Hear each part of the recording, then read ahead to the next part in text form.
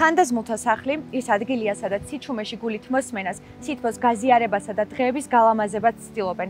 აქ წარსული სუნთქავს, მოგონებები კი დღემდე ცოცხალია. საქართველოში რამდენიმე თავშესაფარი არსებობს, როგორც კერძო, ისე სახელმწიფო. მოხუცებულთა ახალი ნავსაყუდელი მფარველობს მათ, ვინც კვლავაც ელის ზრუნვას, ყურადღებასა და ღირსეულ ყოფას. ჩემი ყველაზე დიდი სიხარული და ბედნიერება იყო, როცა 4-ვე დედმამიშვილი ვიყავით სოფელში და წარმოდგენებს მართავდით. ყველაზე ძვირფასი ოქროხანა სტუდენტობა. მე არ სიფთვლი მაგას ამხანაგები ერთად. სხვა პერიოდი იმდენად არ მახსენდება, იმიტომ რომ უფრო ძნელად განვლე. ასპირანტურაში მოვეწყე, ლენინგრადში მყავდა ხელმძღვანელი და იქ უნდა მესწავლა რუსული თავიდან ბოლომდე ლექსიკონები წაღებული მქონდა. ის ძალიან კარგად დამთავრდა, მაგრამ ბევრი ტანჯვა ვნახე იქ. ყველაზე ძალიან ახალგაზრდობა არის. ის გახსენდება ის დრო, სადაც თავისუფალი ხარ, ფიქრობ წინსვლაზე, სწავლაზე. რომ ყვარებოდა, სად იყო იგი? სად იყო, სად? ახლა ვეძებ მაგას. როგორი მომწოს, იცი? ახლა სულ ერთია. მაგრამ ისე მომწონდა, კაი, გამოსული ბიჭები რომ იყო ის ყველაფერი მომწონდა. პირველი სიყვარულის ისტორია იყო პირველ კლასში, როცა ჩემ გვერდში იჯდა არაჩვეულებრივი ქერათმიანი, ლამაზი ცისფერთვალება გოგო და მე არ ვიცოდი რა იყო ის, მიყვარდა თუ არ მიყვარდა, მაგრამ ყოველ შემთხვევაში ის თუ არ იყო სკოლაში, მე გამოვბოდი სკოლიდან. მე და ჩემი ქმარი 5 წელი შეყვარებულები ვიყავით და ბოლოს ისეთი რაღაცა ჩაიდინა, არ ვაპატიე, დავანგრიე ოჯახი. ეხლა 40 დღე გავიდა, რაც გარდაიცვალა, მაგრამ მაინც ავტირი ვარ, იმიტომ რომ დამნაშავე იყო და დაანგრია ოჯახი. გული მწყდება იმაზე, რომ დღეს ვერ ვარ ისეთივე შემართებული პიროვნება, როგორიც ვიყავი ახალგაზრდობაში. ჩემი დღე, ყოველი წუთი, ყოველი წამი იყო მოძრაობა და მოძრაობა. აი რა არის მთავარი ცხოვრებაში. მე მგონი არასდროს მარტო არ ყოფილვარ. ისეთი ცოცხალი ვიყავი, ცოცხალი, რო იტყვები, აი რო დავამთავრებდი სახლში საქმეს, რო დავამთავრებდი, მაინც სხვაგან მივდიოდი. მე მარტოთ არასდროს არ ყოფილვარ. როგორ გიცათ, უპატრონოები არა ვართ. მარტო არასდროს არა ვარ, იმიტომ უფალი ჩემთან არის და მე მარტოთ ვერ გრძნობ თავს. არ მეშინია, იმიტომ რომ ცხოვრება თავისი აღმავლობით და დაღმავლობით მაინც საინტერესოა. მე არ მეშინია საერთოდ არაფრის, რადგანაც არც სიკვდილის არ მეშინია შულო. დემური კალანდაძე.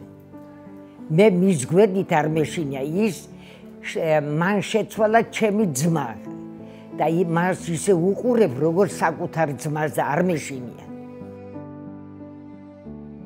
მენატრება ჩემი შვილები, რომელიც 33 წლის გარდაიცვალა, ძალიან მენატრება და მენატრება ჩემი დედა, მამა და ჩემი და-ძმა.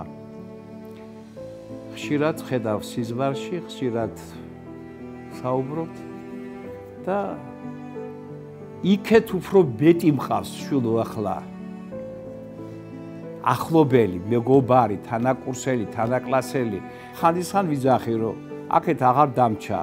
და მიცალბათ მეც გზა მარადიული სასუფევლისაკენ უკვე გავიკვირვო. ჩემი წასული შვილი. ყოველთვის კაი ხასიათი ვარ.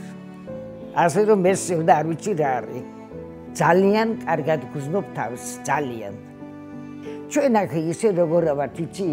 არც ერთი დღე არ არის, რომ ჩვენ არ მხიარულობდეთ. აგერ გამევიდან დომინოს, განსაკუთრებით მოხალისეები რომ მოდიან, აი ის არის ჩემი სიხარული. და ვინატრე კვირაში რომ 2 შაბათი იყოს მეთქი, ისინი შაბათს მოდიან.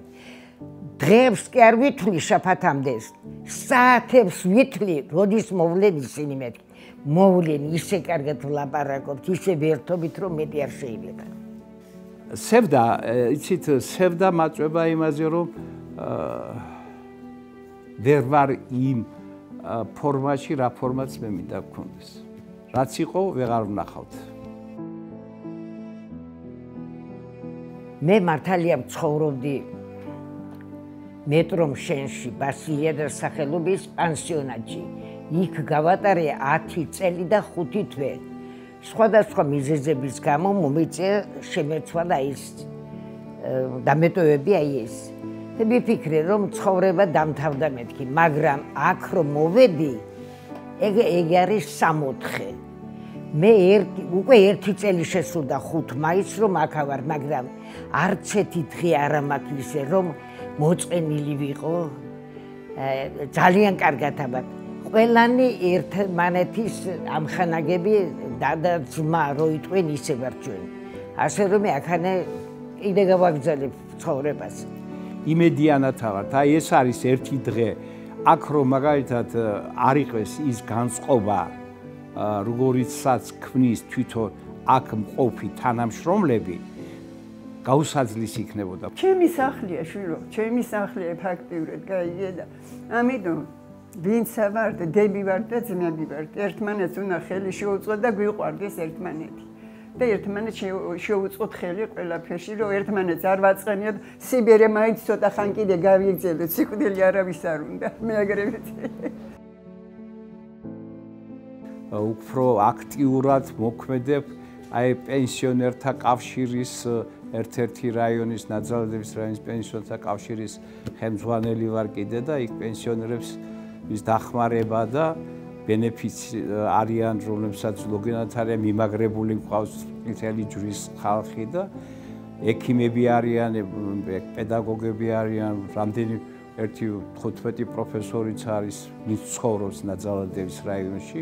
ამ დაწესებულების ბენეფიციარებს ყოველდღიურ ცხოვრებას აქ მომუშავე პერსონალი ულამაზებს. თითოეული მათგანი უხილავი საყრდენია ხანდაზმულთათვის. თითოეული ბენეფიციარის ისტორია ხელახლა გვახსენებს, თუ რამდენად ღირებულია ადამიანური ზრუნვა, განსაკუთრებით მაშინ, როდესაც გარკვეულ ასაკს მიაღწევ და ეს ყველაზე მეტად გჭირდება. ხანდაზმულთა სახლში არსებობენ ადამიანები, რომლებიც კულისებიდან ეხმარებიან ბენეფიციარებს, არ გაუნელდეთ ოჯახური სიმყუდროვის შეგრძნება და თავი კვლავად სახლში იგრძნონ. ჩემთვის პირადად ეს თავშესაფარი არის ჩემი ოჯახი. ერთი დიდი ოჯახი ვართ. ჩვენ ვცდილობთ როგორმე ჩავწვდეთ მის სულიერ სამყაროში, შევიჭრათ ასე თუ ისე, რომ შემოვედი უზარმაზარი სითბო, უზარმაზარი სიყვარული დამხვდა თანამშრომლების მხრიდანაც, მაცხოვრებლების მხრიდანაც და იმ დღესვე გადავწყვეტე, რომ მე აქ დავჩენილი ვიყავი, განსვიფრებული დავჭირე ამ იმ სითბოთი, რომელიც არსად არასოდეს არ მიმიღია. ყველას უნდა ალბათ თავისი საკუთარი გარემო. მე ვფიქრობ, რომ აქ დიდი სიყვარულია, მაგრამ მაინც აქვთ რაღაც ნაღველი მონატრება წარსულის უზარმაზარი სიყვარული არის თანამშრომლებსა და ბენეფიციარებს შორის. ჩემთვის მათი სიტყვა მადლობა და მიყვარხარ მთელი სამყარო. სილამაზე სტუმარია ქალისა, გაქრება და ცარიელი დარქები. ამ სახლის კედლები რას აღარ იმახსოვრებს? სევდამ, სიჩუმემ, მონატრება, სითბომ. ადამიანები, რომლებიც მთელი ცხოვრება სხვებზე ზრუნავდნენ, ახლა თავადელიან სხვის გამოწვდენილ ხელს, ან თუნდაც ჩახუტებას. მოხუცთა თავშესაფარში მოხვედრა სირცხვილი არ არის. სირცხვილია, როდესაც იქ დატოვებ ადამიანს და მისი თვალის ფერი გავიწყდება. დადარქები მოგონები სამარა სილამაზე აღარ დაგიბრუნდება დადარქები მოგონები სამარა ეს სიტყვები